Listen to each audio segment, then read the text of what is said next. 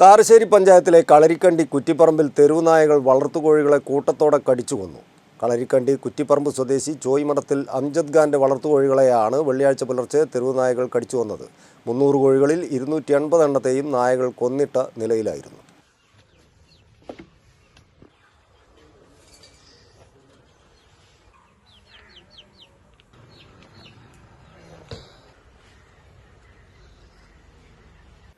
കാരശ്ശേരി ഗ്രാമപഞ്ചായത്തിലെ കളരിക്കണ്ടി കുറ്റിപ്പറമ്പിലാണ് തെരുവുനായകൾ വളർത്തുകോഴികളെ കൂട്ടത്തോടെ കടിച്ചു വന്നത്.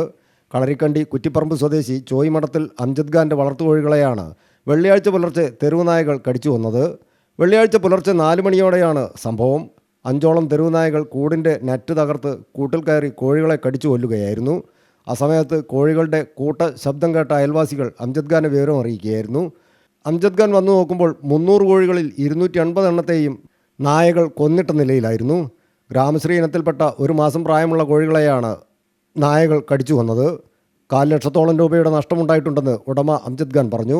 പുലർച്ചെ 4 മണിക്കാണ് സംഭവിച്ചത്. തെരുവുനായകളാണ് ഇവിടെ കൂടുതലും തെരുവുനായൻ്റെ രൂക്ഷമായിട്ടുള്ള അതിക്രമമുണ്ട്. കോഴികളൊക്കെ പിടിച്ചു കൊന്നത്, അയൽവക്കാരത്തൊക്കെ പിടിച്ചിട്ടുണ്ട്. അതുകൊണ്ട് ഞാൻ ഫുള്ളും നെറ്റൊക്കെ ഇട്ടിട്ടാണ് ഈ ഫോം ഉണ്ടാക്കിയത്. 300ഓളം കോഴികളുണ്ടായിരുന്നു. അതിൽ 250ഓളം തെരുവുനായകൾ കൊന്നു. ബാക്കി 280 ഉണ്ട്. 20 എണ്ണോളം ബാക്കിയുള്ളൂ. 1 മാസത്തിന് കഴിഞ്ഞ് 1.5 മാസം ആവുന്നു. പ്രദേശത്ത് തെരുവുനായ ശല്യം അതിരൂക്ഷമാണെന്നും പകൽ സമയങ്ങളിൽ പോലും തെരുവുനായകൾ എത്തി കോഴികളെ കടിച്ചു കൊണ്ടുപോകാറുണ്ടെന്നും വീട്ടുകാരും പറയുന്നു. തെരുവുനായ ശല്യം നല്ല രൂക്ഷമായിട്ട് തന്നെ നടക്കുന്നുണ്ട്. അത് പിന്നെ പലപ്പോഴായിട്ട് ഇവിടുന്ന് നമ്മളെ കോഴീനെയും അയൽവക്കത്തെ വീടുകളിൽ നിന്നൊക്കെ കോഴീനെ കൊണ്ടുപോകുന്നുണ്ട്. പിന്നെ തന്നെ അപ്പം ഈ മക്കൾക്കൊക്കെ ആകുമ്പോഴത്തേനും സ്കൂളിൽ പോകുമ്പോഴത്തേനും വലിയ വിഷമം ഉണ്ടാകാറുണ്ട്.